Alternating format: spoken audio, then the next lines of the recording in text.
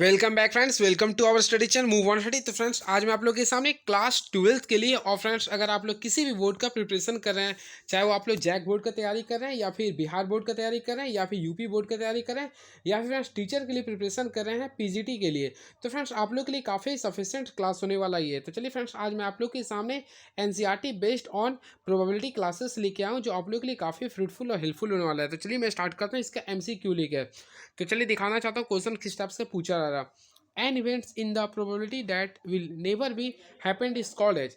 एक घटना जो कभी नहीं होगी उसे क्या कहते हैं? तो ऑलरेडी फ्रेंड्स, इसे प्रायिकता में हम लोग बोलते हैं इम्पॉसिबल इवेंट्स, यानी कि ऑप्शन नंबर क्या होगा, डी हो जाएगा। इम्पॉसिबल इवेंट या हिंदी में बोलेंगे तो इसे असंभव घटना बोलेंगे। क्लियर नहीं? ऐसी घटना जो कभी नहीं होती फ्रेंड उसे बोलते हैं असंभव घटना। क्लियर है? चलिए नेक्स्ट क्वेश्चन। और मैं फ्रेंड्स आप लोग को बताना चाहता हूँ प्रोबेबिलिटी का जो वैल्यू होता है जीरो से लेकर हमेशा एक होता है। ये आप लोग याद रखिएगा, प्रोबेबिलिटी का वैल्यू क्या होता है, जीरो से लेकर एक के बीच में होता है। Next, what will be the probability of getting odd number if a dice is through. एक पासे को फेंकने पर विषम संख्या आने की प्रायिकता क्या होगा? ऑलरेडी फ्रेंड, सबसे पहले आप लोगों को पता करना एक पासे में सबसे पहले सैंपल स्पेस क्या होता है। तो ये सबसे पहले सैंपल स्पेस की संख्या क्या लिखते हैं, 1 2 3 4 5 6, यानी ये आपका सैंपल स्पेस हो गया। क्लियर है? अब फ्रेंड इससे हम लोग करली ब्रैकेट का हमेशा यूज करते हैं, ऑलरेडी आप लोग पढ़े होंगे। अब देखिए NS लिखेंगे तो टोटल NS की संख्या कितना आ गया, 6 आ गया। क्लियर है? हम लोग को फ्रेंड्स यहाँ पे निकालना है क्या, ऑड नंबर। तो ऑड नंबर यानी ई मानते इवेंट्स, तो ऑड नंबर अगर देखा जाए तो 1 हो जाएगा, 3 हो जाएगा और 5 हो जाएगा। यानी कि आप लोग का नंबर ऑफ ई अगर देखते हैं तो कुल कितना हो रहा है, कुल 3 हो रहा है। क्या हो रहा है, 3 हो रहा है। तो फ्रेंड्स हम लोग को फॉर्मूला आप लोगों को पता होगा, प्रोबेबिलिटी का फॉर्मूला यानी PE का फॉर्मूला क्या होता है, NE/NS होता है। NE/NS होता है, तब इसी के रिगार्डिंग आप लोग को फॉर्मूला यूज करना था। क्लियर है? तो अगर NE का वैल्यू देखते तो 3 आया था और NS का वैल्यू 6 आया था, तो इसे डिवाइड करेंगे तो 1/2 आ जाएगा। तो जो कि राइट आंसर क्या होगा, 1/2, यानी कि ऑप्शन नंबर बी हो, ए हो गया। क्लियर है? चलिए अब देखते हैं नेक्स्ट क्वेश्चन क्या लिख रहा है। What will be the probability of losing a game if the winning probability is 0.3। यदि एक खेल के जीतने की प्रायिकता 0.3 है तो इसे हारने की प्रायिकता क्या होगा? ऑलरेडी फ्रेंड्स आप लोग को मैं बताना चाहता हूँ, देखिए प्रायिकता एक जीतने की प्लस हारने की, या फिर जीतने की या हारने, या फिर एक पॉजिटिव और एक नेगेटिव का जब कंडीशन रहेगा तो ये फार्मूला होता है, यानी कि जीतने का या हारने का या फिर नहीं के लिए, ये दोनों का सम होता है 1। क्लियर है? अब फ्रेंड्स अगर आप लोग देखेंगे जीतने की प्रायिकता क्या दिया था, 0.3, तो मैं इसके साथ 0.3 लिख दिया। अब आप लोग को हारने के लिए लिखा तो मान लिया PE पर नॉट इवेंट्स मान लिए थे, यानी इसका वैल्यू 1 है। तो फ्रेंड्स अगर ऐसा कंडीशन आता तो आप लोग को नहीं निकालने के लिए आता तो आप लोग सिंपल वे में क्या कीजिएगा, 1 में से जो दिया संख्या है उसको माइनस कर दे, कितना आएगा, 0.7 आएगा। क्या आएगा, 0.7 आएगा। तो इसका जो राइट आंसर है ऑप्शन नंबर सी हो गया। क्लियर है? एग्जाम्पल फ्रेंड्स, अगर मान लीजिए किसी पेपर में आपको किसी पेपर में राम को पास करने की प्रायिकता 4/15 है, 4/15 है, तो पास नहीं करने की प्रायिकता क्या निकालेगा? तो फ्रेंड्स के लिए ट्रिक क्या होता है, इसमें से आप लोग लोअर में से अपर को, सॉरी, यानी कि आपको 15 में से 4 को माइनस करिए, कितना, 11/15 आ जाएगा। हमेशा ये वर्क कीजिएगा। क्लियर है? ये रूल होता है। चलिए ये तो फ्रेंड्स आप लोग इसे ये भी कर सकते हैं, मान लीजिए 0.3 दिया होता है तो हम लोग अगर तोड़ते हैं तो देखिए क्या आ रहा है, 3/10 आ रहा है। क्लियर है? तो ये दी यानी कि जीतने का था, तो हारने के लिए मैं क्या बताया आप लोग को, यानी कि आप लोग को बड़ा में से छोटा घटाना, 10 में से 3 गया, कितना आएगा, 7/10। और फ्रेंड्स अगर पॉइंट्स में लाएंगे तो क्या होगा, 0.7 होगा। तो होपफुली आप लोग को ऑप्शन नंबर सी समझ में आ चुका होगा। चलिए अब नेक्स्ट क्वेश्चन देखते हैं क्या लिख रहा है। A card is drawn from a pack of 52 cards, what is the probability of getting a king of a black suit। यानी कि 52 ताश के पत्तों की एक गड्डी में से काला राजा मिलने की क्या प्रायिकता है? तो फली फ्रेंड सबसे पहले आप लोगों को पता करना पड़े एक, यानी कि पूरे जो पत्ता होता है उसमें कुल कितना होता है। तो यानी फ्रेंड उसमें कुल पत्ता की संख्या होता है 52 होता है। क्लियर है? हमें यहाँ निकालना। अब देखिए आप लोगों को मैं कंसेप्ट बता दूँ। देखिए अगर फ्रेंड्स आप लोग ताश का पन्ना यूज करते हैं, ताश में कुल 52 पत्ता होता है। क्लियर है? ये 52 पत्ता को सबसे पहले 2 भाग में बांटते हैं, 26-26, ये याद रखिएगा, 26-26 बांटते हैं। ये जो 26 होता है ये ब्लैक होता है, ये 26 होता है ये रेड होता है। क्लियर है? और फ्रेंड्स ये ब्लैक में भी 2 पार्ट्स होते हैं, 13-13 का कंसेप्ट आता है। तो देखिए मैं BSC याद किया, BSC, S for speed, C for club, यानी कि स्पीड की संख्या भी 13 होता है, क्लब का संख्या 13 होता है। और स्पीड का हिंदी फ्रेंड्स होता है हुकुम होता है, और क्लब का हिंदी होता है चिड़ी होता है। क्लियर है? अब इसी प्रकार देखिए रेड में भी दो होता है, यानी कि HD करके याद किया मैं। देखिए HD, एच में हर्ट्स याद कर लिया, D फॉर डायमंड्स याद कर लीजिए। क्लियर है? नहीं तो इसे ईट और पान कहते हैं, तो ये भी संख्या 13 होता है, ये भी होता है 13 होता है। क्लियर है? तो इसी के रिगार्डिंग फ्रेंड्स आप लोग को काला राजा, तो देखिए अब राजा रानी के बारे में कंसेप्ट बताओ। सबसे पहले देखिए किंग जो होता है उसे हम लोग बोलते हैं राजा, क्यून को बोलते हैं रानी, और जे को बोलते हैं जोकर। फ्रेंड्स ये जो पन्ना होता है, यानी कि देखिए आप लोग में पढ़ा है कि एक स्पीड होता है, क्लियर। देखिए एचडी करके याद कीजिए। देखिए रेड में क्या होता है, एचडी। देखिए मैं लिख देता हूँ ताकि आप लोगों को जरा सा भी कंफ्यूजन ना हो। देखिए रेड में क्या होता है, एचडी होता है। अब ब्लैक में क्या होता है, एससी होता है, यानी एससी याद कर लीजिए, क्लियर है। तो ये सभी में आप लोग किंग किंग किंग यानी एक एक संख्या होता है। क्यून की भी संख्या एक होता है, देखिए। और जोकर की भी संख्या क्या होता है, एक होता है, क्लियर है। और ये टोटल अगर काउंटिंग कीजिएगा तो टोटल 12 आएगा। तो इस 12 कार्ड्स को बोलते हैं फेस कार्ड, यानी फेस कार्ड बोलते हैं, क्लियर है। फेस कार्ड, तो यानी फिर फेस कार्ड की संख्या कुल कितना होता है, 12 होता है, क्लियर है। अब देखिए यहाँ पे कुछ पूछ रहा आप लोगों को काला राजा के मिलने की प्रायिकता। तो फ्रेंड सबसे पहले हम लोग क्या करेंगे, काला में जाएंगे। तो काला आप लोगों को मैं क्या बोला, एससी, यानी कि देखिए एससी में जाएंगे। काला राजा, राजा ने किंग, तो देखिए एक एक कितना रहा, दो आ रहा, कितना रहा, दो आ रहा। तो फ्रेंड्स इसका प्रायिकता निकालना के प्रयास अगर हम लोग करते हैं तो इसके लिए फॉर्मूला आप लोग को क्या क्या करना पड़ेगा। देखिए प्रायिकता का निकालेगा तो एनी बाय एन एस। तो एनी का वैल्यू कितना आएगा, दो आ गया था, और एन एस का वैल्यू कितना था, 52 था। अब इसे सॉल्व कीजिएगा तो 1/26 आ जाएगा, 1/26 आ जाएगा, जो कि फ्रेंड्स ऑप्शन नंबर बी आप लोग क्लिक कर सकते थे, क्लियर है। तो 4 का ऑप्शन नंबर बी होगा।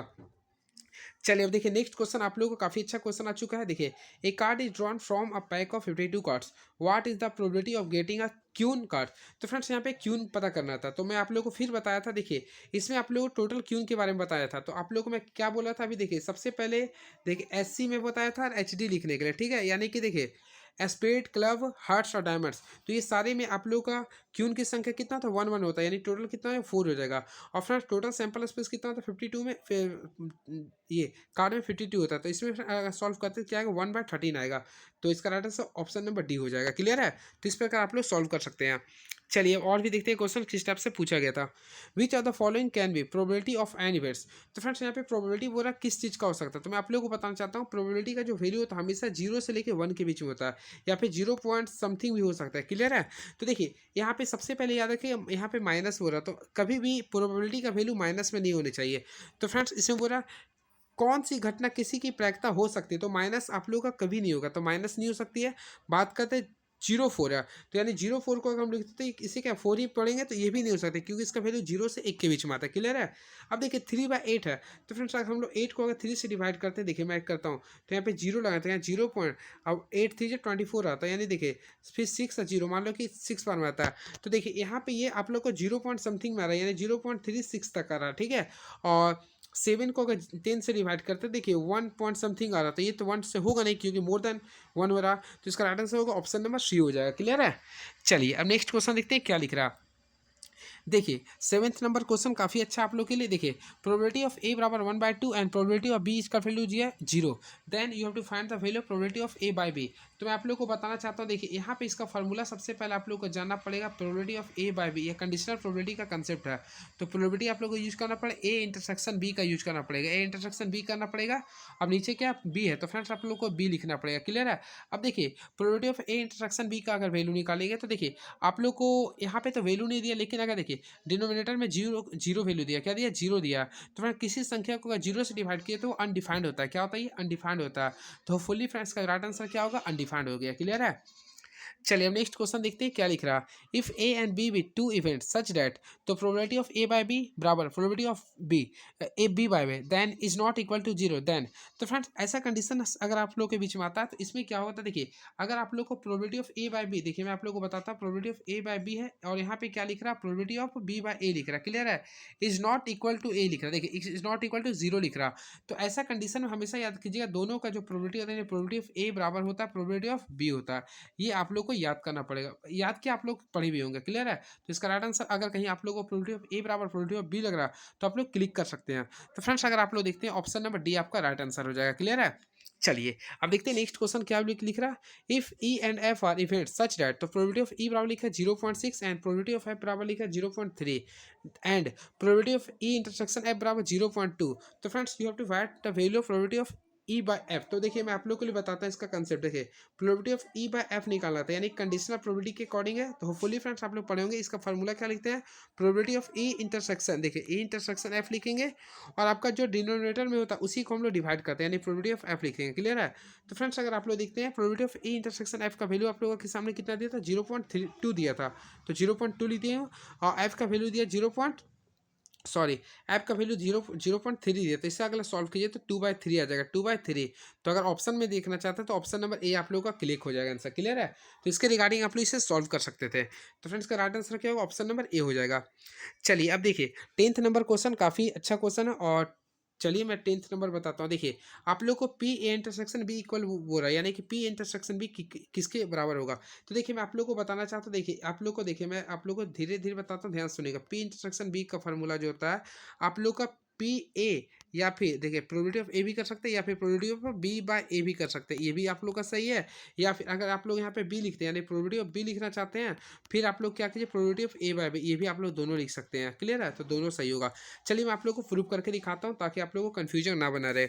देखिए सबसे पहले फ्रेंड्स, अगर प्रोबेबिलिटी ऑफ ए है तो मैं यहाँ लिख दिया हूँ, क्लियर। अभी मैं जस्ट बताया था probability of B by A का फॉर्मूला क्या लिखूंगा, मैं प्रोबेबिलिटी ऑफ लिखूंगा B intersection A, B intersection A लिखूंगा, डिवाइड बाय जो डिनोमिनेटर में था उससे हम लोग डिवाइड करते हैं। देखिए प्रोबेबिलिटी ऑफ ए कर दी। अब देखिए ये क्या हो, कैंसिल हो गया, क्या बचा, पी, देखिए पी बी इंटरसेक्शन ए। तो friend P B intersection A को आप लोग पी ए इंटरसेक्शन बी भी लिख सकते हैं, क्लियर है। तो आप लोग देख लीजिए मैं कर दिया हूँ, क्लियर है। इसी प्रकार देखिए इस क्वेश्चन को भी मैं सिद्ध करता हूँ। देखिए प्रोबेबिलिटी ऑफ बी मैं लिख दिया हूँ, क्लियर है। अब देखिए प्रोबेबिलिटी ऑफ यहाँ क्या कीजिए, ए इंटरसेक्शन बी लिखिएगा, क्लियर है। अब यहाँ पे आप लोगों को क्या लिख रहा है, प्रोबेबिलिटी ऑफ बी लिख रहा है, क्लियर है। अब देखिए बी बी आपको कैंसिल हो, क्या बचा, probability of A intersection B. तो फ्रेंड इसके रिगार्डिंग आप लोग के दोनों राइट आंसर होगा, यानी कि राइट आंसर क्या होगा, option number A and B दोनों होगा, क्लियर है, यानी कि सी होगा। चलिए अब देखते हैं 11th नंबर क्वेश्चन क्या बोल रहा है आप लोग के बीच में।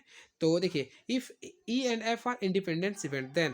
तो फ्रेंड्स मैं आप लोग को कंसेप्ट देना चाहता हूँ, जब भी आप लोग का प्रोबेबिलिटी में इंडिपेंडेंट इवेंट्स की बात करता है, क्लियर है, जब भी इंडिपेंडेंट इवेंट्स में की बात करता है तो इसके लिए कंडीशंस होता है, मैं लिख देता हूँ, ये आप लोग को कंसेप्ट के अनुसार मैं बता देगा।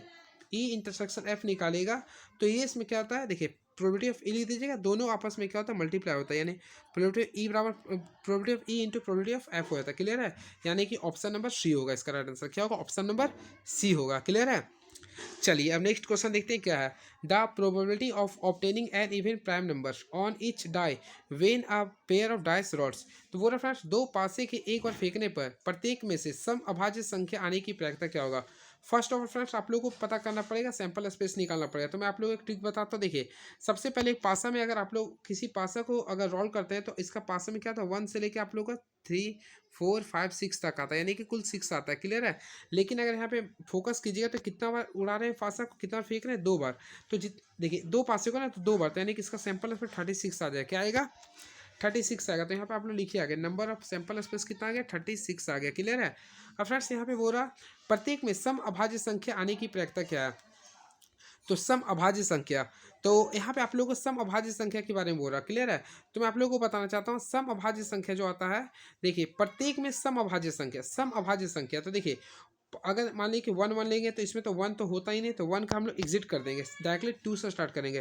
देखिए प्रत्येक में, देखिए यहाँ प्रत्येक, देखिए 2 पाई में जाता है तो फेंकने पर प्रत्येक में सम अभाज्य। अगर 2 1 लेंगे तो फ्रेंड ये कैंसिल हो, क्योंकि 1 आपका भाज्य संख्या नहीं है। तो हम लोग जब पहला जो संख्या होगा 2 2 से स्टार्ट करेंगे, क्या लिखेंगे, 2 2 करेंगे, फिर 2 3 करेंगे, क्लियर है। 2 4 नहीं कर सकते, लेकिन 2 5 हम लोग कर सकते हैं, ये 3 हो गया।